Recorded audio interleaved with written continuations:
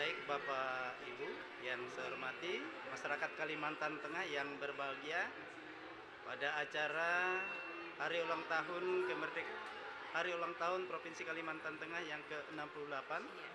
tahun 2025. Badan Pengembangan Sumber Daya Manusia Provinsi Kalimantan Tengah pada sore hari ini akan melaksanakan podcast tentang kewidyasuaraan. Secara khusus tema hari ini ditujukan kepada ASN Republik Indonesia yang ada di Kalimantan Tengah. Narasumber kita pada sore hari ini luar biasa, itu Ibu Nurliani, Sarjana Kesehatan Masyarakat, Master Kesehatan. Terima kasih Selamat sudah sore Ibu. diundang. Selamat sore Bapak. Sebelum kita masuk pada pembicaraan sore hari ini, saya menyampaikan salam. Abe selamat lingola nalatai, salam saujud karendeng melempang, adil katalinu, bacurumun keseroga, basengat kajubata, arus. Baik, sore hari ini sesuai dengan apa yang disampaikan tadi bahwa temanya berkaitan dengan kewidyasuaraan. Luar biasa, tema hari ini sangat menarik sekali sehubungan dengan jabatan fungsional yang berkaitan dengan keahlian, khususnya untuk kewidyasuaraan. Sehubungan dengan kewidyasuaraan tentu sangat dibutuhkan oleh seluruh ASN Kalimantan Tengah. Apa sebenarnya widyasuara itu? Iya. Baik, terima kasih host Bapak Dr. Konrad ya sudah mengundang saya di podcast ini. Ya, salam berjumpa, salam kenal untuk seluruh sahabat ASN yang mendengarkan podcast kita. Jadi mungkin tidak semua orang itu apa sih widyasuara gitu ya. Seperti apa sih tugas fungsinya. Jadi sahabat ASN, widyasuara itu adalah salah satu dari jabatan fungsional di lingkungan pemerintah Provinsi Kalimantan Tengah yang tugasnya adalah mendidik, mengajar, melatih, ya, kemudian juga memberikan evaluasi, termasuk juga pengembangan, ya. Jadi tugasnya mungkin tidak jauh berbeda dengan dosen, gitu ya Pak ya. Ya. Tapi khusus widyasuara itu adalah pendidik, pengajar, fasilitator bagi ASN, ya. Jadi khusus bagi pegawai negeri sipil, gitu ya.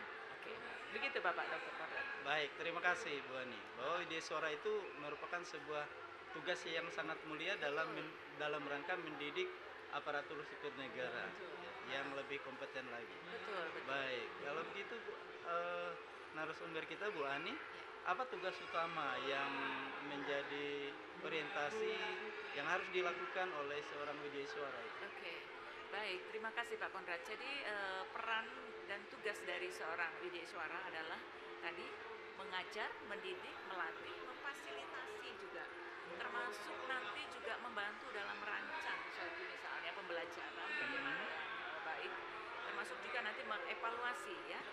Kemudian juga selain tugasnya mendidik, mengajar dan melatih, nah widyasuara juga melakukan penjaminan mutu Pak.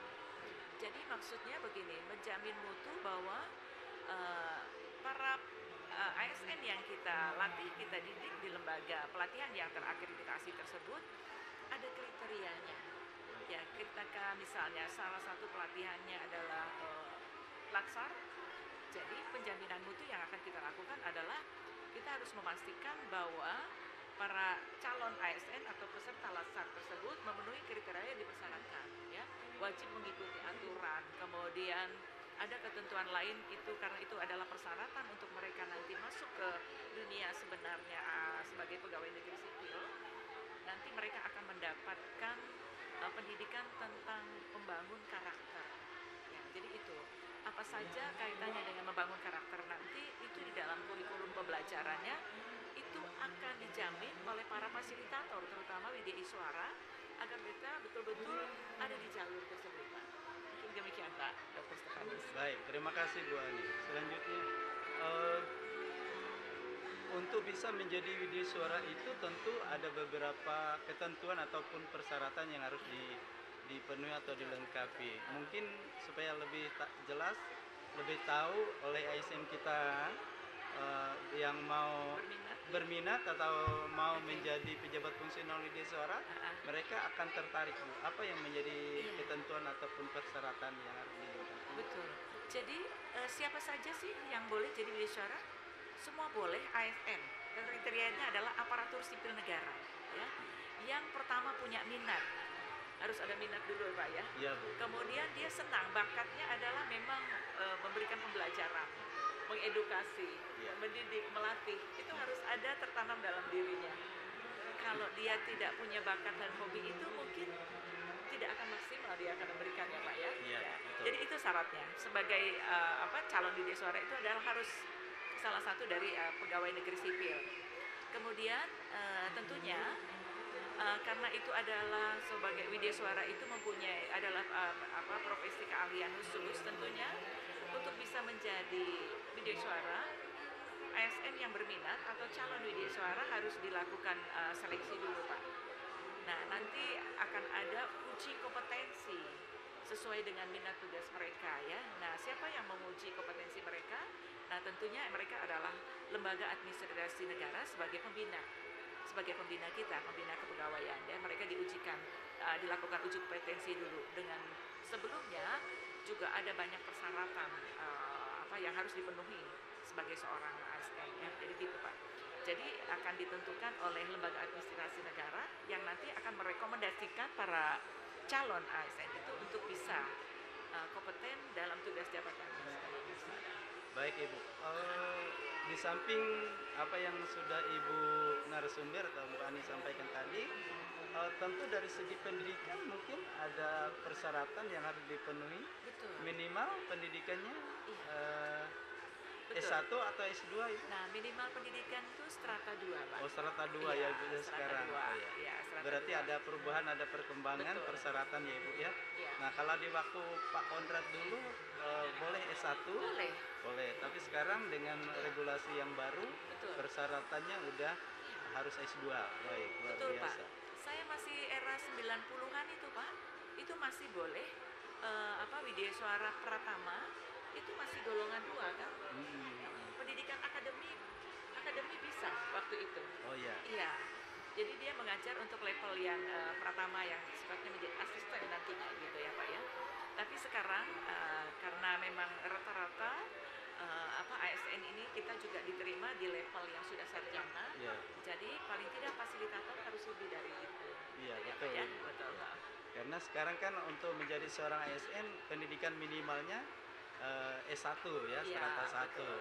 Oleh sebab itu maka seorang widya suara harus lebih tinggi lagi dari yang difasilitasi. Betul. Baik, luar biasa.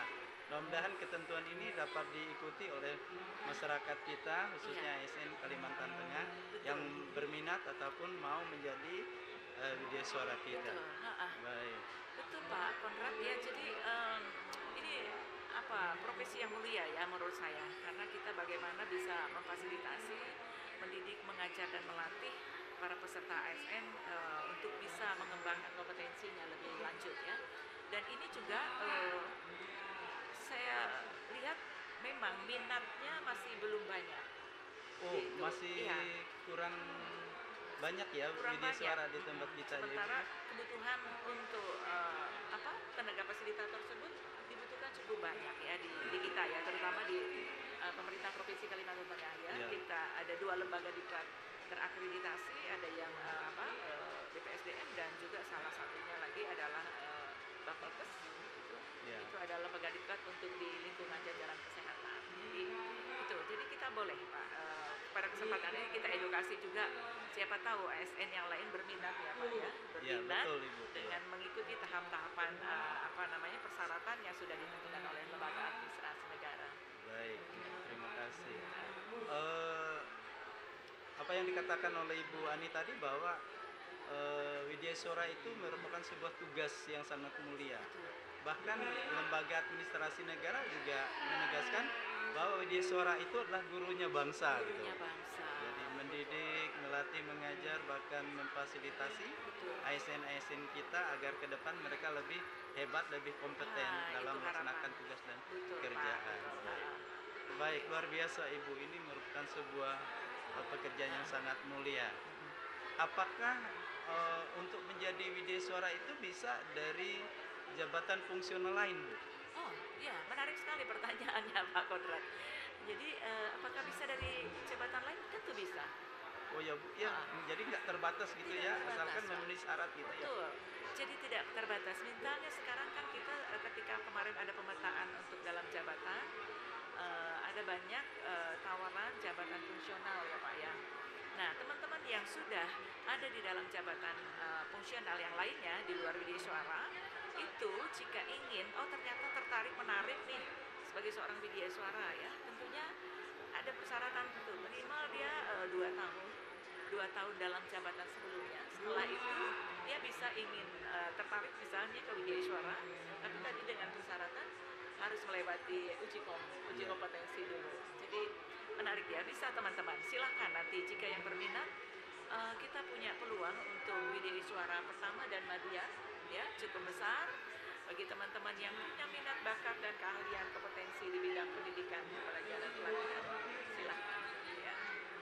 Ya betul Ibu ya, memang untuk Kalimantan Tengah ini di Badan Pengembangan Sumber Daya Manusia Provinsi Kalimantan Tengah, widya suara kita masih kurang Bu ya. Masih kurang. Apalagi ini kan udah badan paling enggak itu kalau kita ikuti tuntutan bahwa paling enggak widya suara kita itu lebih dari 15 orang. Betul Pak Bahkan Konrad. bisa mencapai 20 orang ya Bu. Betul Tapi Pak. sekarang Kalteng di Yang BPSDM baru ada ada 6 orang 6 ya. orang dan Oke. kemarin ada yang lulus seleksi uji kom Betul. oleh LAN ada 3 orang. Berarti kalau demikian baru terpenuhi 9 orang 9 orang untuk di BPSDM. untuk di BPSDM. Tapi di lembaga diklat kesehatan juga teman-teman ada widya suara juga kemarin yang Iya. hasil seleksi ikut.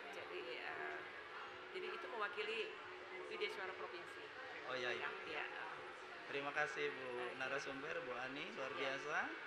Ini kesempatan yang sangat baik bagi ASN kita yang mau jadi widya suara. Ya. Dengan catatan harus mengikuti ketentuan aturan yang berlaku, terutama persyaratannya, Betul. pendidikan minimal S2 dan mengikuti uji kom, ya, baik cara edukasi maupun dari segi praktiknya. Iya, betul. Baik. Eh, Selain ASN yang memenuhi ketentuan itu, apakah pejabat lain, misalnya dari administrator ataupun dari pejabat tinggi pertama boleh atau bisa jadi widya suara, Ibu? Nah, ini betul. Ini menarik juga peraturan LAN ini ya. Jadi boleh ketika ada misalnya jabatan dari baik itu jabatan pimpinan tinggi, baik itu pejabat administrator, itu bisa. Namanya invasing, tapi itu ada persyaratan ketika dibuka formasinya. Oh, asal ada formasi gitu ya. Asal ada formasinya. Kalau boleh tahu formasi itu yang memberikan formasi itu dari kementerian atau apa Ibu? Iya, jadi pada posisi saat ini, terutama di BPSDM dan Bapelkes, kita menetapkan formasi itu berdasarkan perhitungan ANDAP ADK, jadi beban kerjanya, beban pelatihannya. Nah, itu ada formasi yang sudah ditetapkan oleh Kementerian PAN-RB, Pak. Pendayagunaan Aparatur Negara. Jadi tahapannya juga memang cukup panjang ya. Kita provinsi mengusulkan ke lembaga administrasi negara, administrasi negara kemudian mengkaji, menganalisis kebutuhan itu apakah sudah sesuai, lalu diusulkan ke Kementerian PAN-RB, PAN-RB kemudian yang menetapkan, Pak.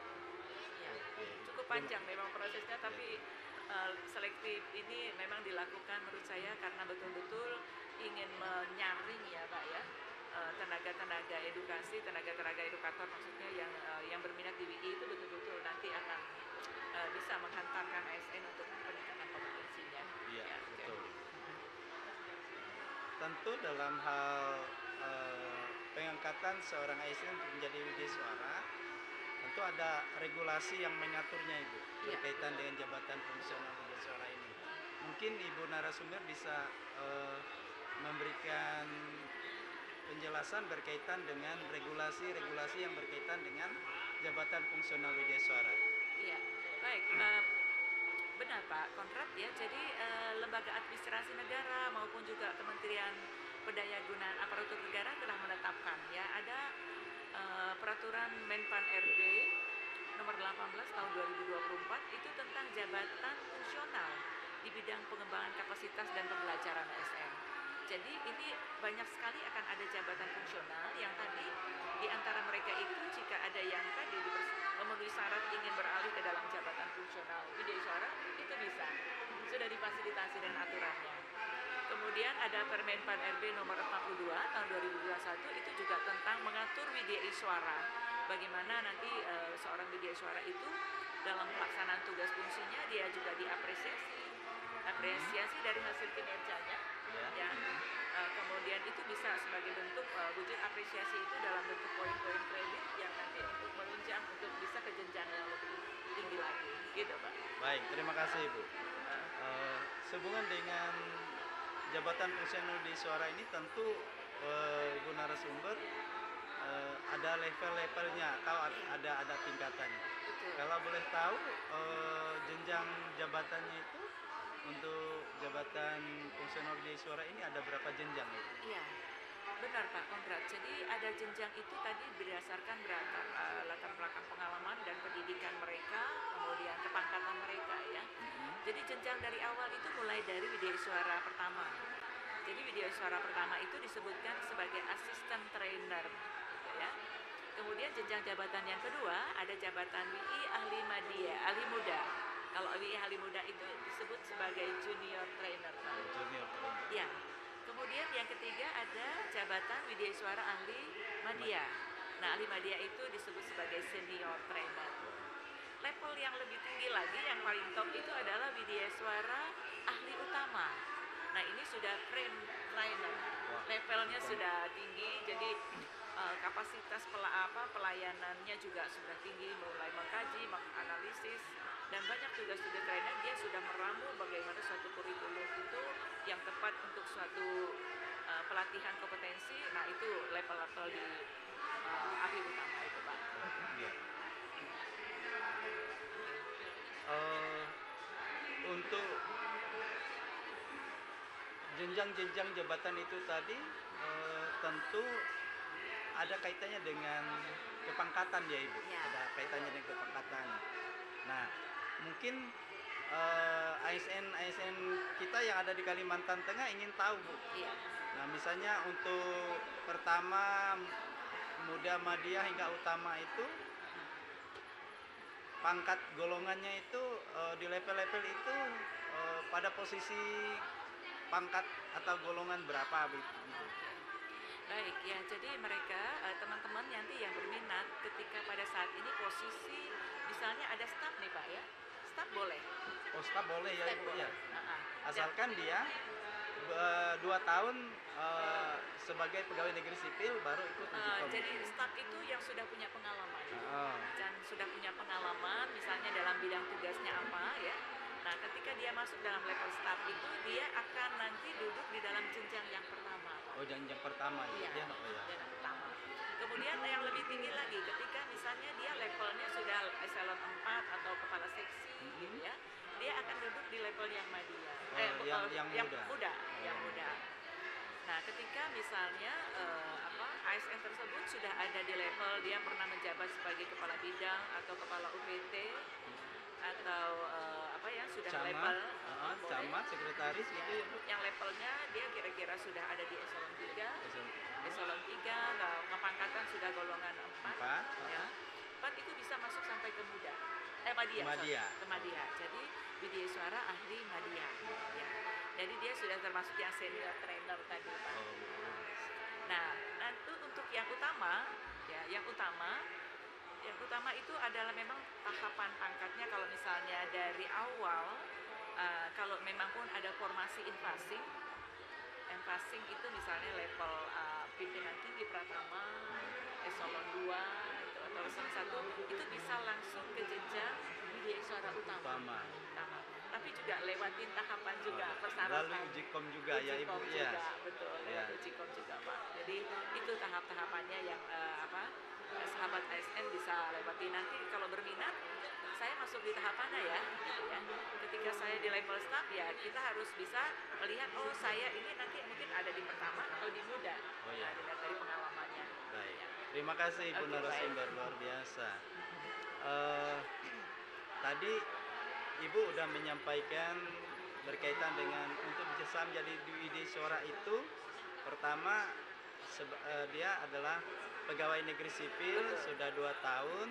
Nah, kemudian apabila ASN itu mau menjadi ikut seleksi, Bu, Seleksi.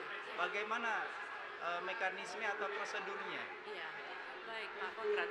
Untuk era sekarang, LAN itu sepertinya memberikan kemudahan ya. Hmm, Kita dari jarak mana saja, ketika berminat, kita bisa mendaftarkan diri kita, kemudian mendaftarkan diri tentunya di daerah kita masing-masing, ya. Di daerah masing-masing itu melewati lembaga kepegawaiannya, nanti sekretaris daerah akan mengusulkan ke lembaga administrasi negara.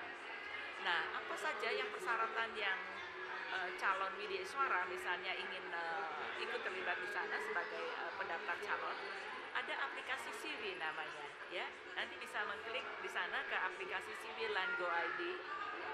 Di sana persyaratan apa saja yang dibutuhkan sudah sangat jelas, Pak. oh ya. Tinggal nanti teman-teman upload ya, ketika tahu itu syaratnya apa, usia berapa, kemudian apa dari kepangkatannya di mana, nah itu bisa terlihat nanti ya. Teman-teman semua silahkan. Syarat minimal tadi harus S2 ya. Ya, Strata 2 pendidikannya ya Pak Ibu ya. ya. Itu peraturan baru dan kemudian kompetensi nanti yang lain sesuai dengan kebutuhan penyelenggara diklatnya Pak. Oke. Baik. Oke Ibu, tadi persyaratan secara administratif Iya, ya. betul. Nah, mungkin ada persyaratan yang berkaitan dengan usia Ibu. Iya. Usia ASN yang mau jadi calon widya suara itu, kemudian pengusulannya eh, paling lambat sebelum memasuk batas usia itu Bu, berapa bulan atau berapa tahun? Iya. Jadi ini ada batas usia ya ketika apa namanya seorang ASN ingin berminat di dalam memilih dalam jabatan karir di Widya Suara ya Pak ya. Nah, Ya. paling tinggi itu usia 52 tahun ya. Oh, Paling 52 enggak tahun Bu ya. 52 tahun Pak ya. Jadi paling 3 bulan sebelumnya, sebelum akhir pelaksanaan itu dia bisa masuk ke dalam ahli media yang pertama sebagai peserta di jenjang ahli pertama. Kemudian juga demikian juga di jenjang ahli apa namanya muda ya, udah usia 52 tahun.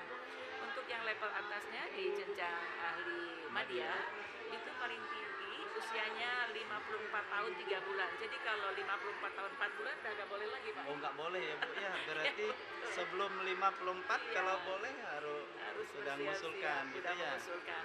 Karena nanti prosesnya itu panjang kan Pak ya, mulai dari mereka dilakukan uji kompetensi, ya. kemudian diterbitkan rekomendasinya. Itu waktu berjalan terus. Kalau mepet-mepet pas di usia 54 tahun misalnya untuk media, itu proses itu mungkin lebih dari itu ya, akhirnya Iya. gugur lagi. Iya, betul. Jadi perlu dipertimbangkan ya sahabat ASN yang kira-kira ingin berminat di dalam jabatan fungsional widya suara. Terima kasih sahabat ASN yang tertarik, ayo monggo ya silahkan nanti lihat kriteria itu bisa dilihat di siwi.go.id-nya LAN.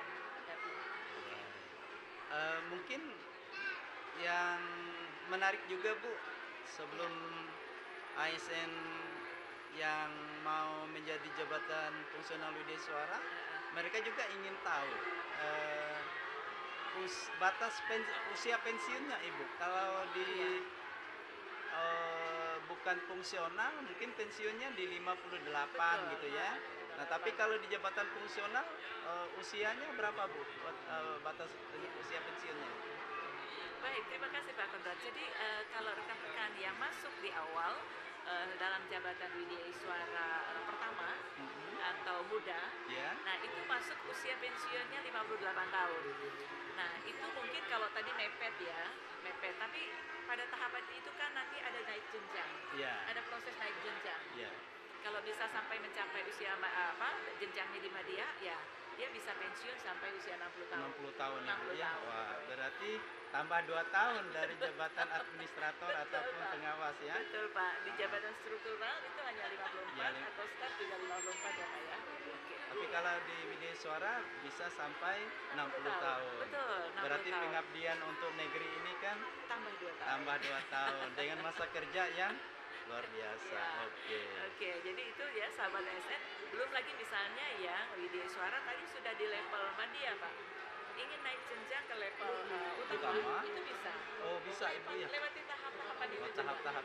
Dan itu nanti akan diberikan pengabdian, kesempatan mengabdi lagi nih oleh pemerintah, Pak. Tambah 5 tahun lagi. Oh, berarti dari 60 tambah 5 tahun kalau dia bisa ke Jenjang utama. utama. Iya, Wah, betul. berarti Bisa 65 pengabdiannya tambah 5 tahun lagi, Betul, Ibu, bisa ya. jadi 65 tahun ya. Jadi menarik sekali sahabat ASN. Jadi kita bisa berkarir dan mengabdi kepada masyarakat ya.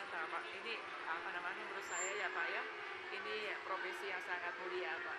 Betul, Ibu. Tadi di awal sudah kita sampaikan bahwa Widyaswara itu adalah guru bangsa. Guru bangsa. Jadi sama dengan dosen ataupun guru-guru yang di SD, TK, bahkan SMP, SLTA.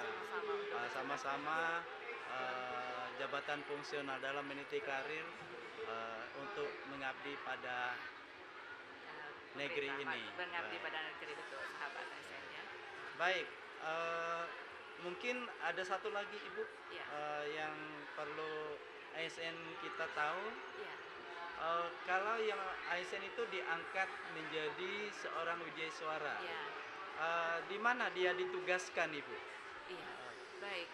Jadi sahabat SN, ketika nanti sahabat SN itu berminat dalam profesi widyaswara, tentunya akan bertugas di lembaga pemerintah baik pusat maupun daerah, Pak, yang lembaga diklatnya yang terakreditasi tentunya. Wah, Nah, luar biasa. Luar Bu, ya. biasa.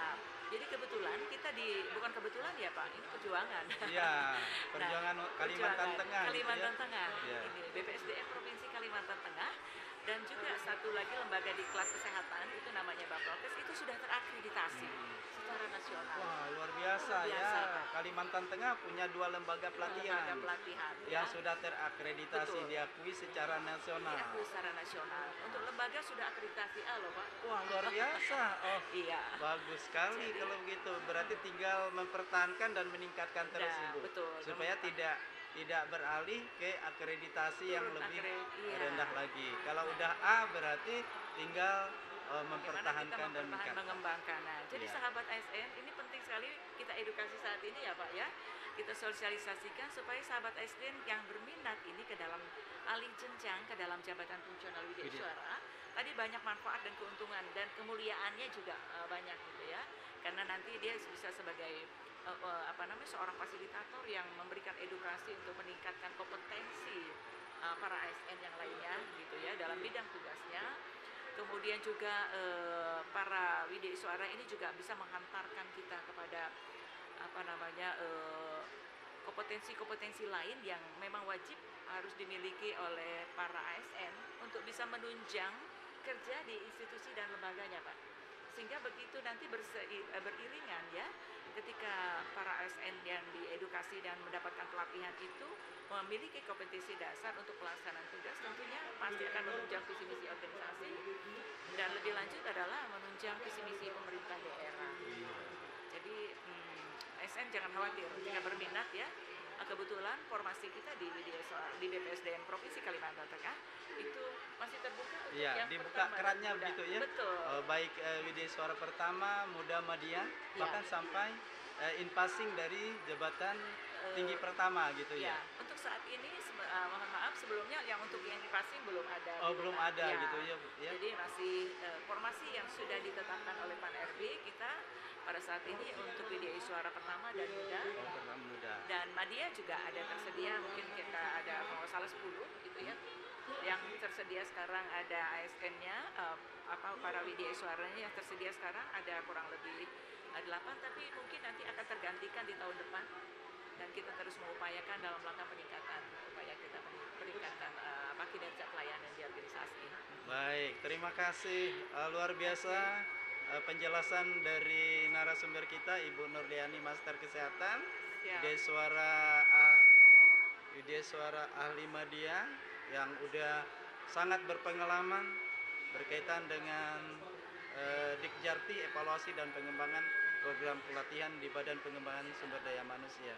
Terima kasih Bu Ani Sama-sama. atas informasi, atas ilmunya, dengan harapan melalui podcast pada hari ulang tahun Kalimantan Tengah yang ke-68 tahun 2025 ini, ASN Kalimantan Tengah ada kerinduan, ada keinginan untuk meniti karir di jabatan fungsional Widya Suara. Gitu ya, Kalau ada yang kurang jelas pada saat ini, silakan menghubungi Ibu narasumber kita, Ibu Ani, di Badan Pengembangan Sumber Daya Manusia selaku koordinator Widya Suara Provinsi Kalimantan Tengah di BPSDM Kalimantan Tengah, ataupun langsung konsultasi dengan Ibu Kepala BPSDM Provinsi Kalimantan Tengah, Ibu Hajah Nunu. ASN Kalimantan Tengah yang saya hormati dan masyarakat Kalimantan Tengah yang berbahagia, demikian podcast yang dapat kami sampaikan pada acara ulang tahun Kalimantan Tengah yang ke-68. Mudah-mudahan masyarakat Kalimantan Tengah selalu sehat, tetap semangat, bersinergi untuk membangun Kalimantan Tengah semakin berkah, maju dan sejahtera. Oke. Terima kasih Bu Ani, semoga selalu sehat. Sama-sama. Tuhan berkati kita semuanya. Oke, baik. Terima Amin. kasih sahabat ASN, sampai jumpa di lain kesempatan.